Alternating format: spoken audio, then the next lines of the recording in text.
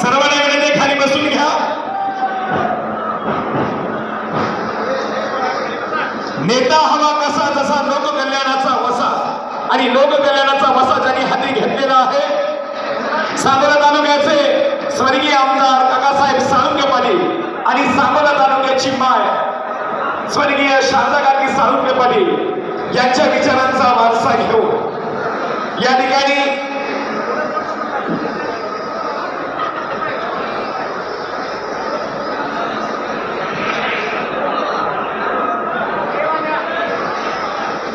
आबांचा आगमन मंचावरती आले। सर्वांना नतमस्तक होऊन माझ्या जनतेला, माझ्या माय माऊलींना, माझ्या तमाम शेतकरी बांधवांना आबांचा प्रेमाचा आणि मानाचा नमस्कार। आठवावा इतिहास बसून घ्या विनंती आहे।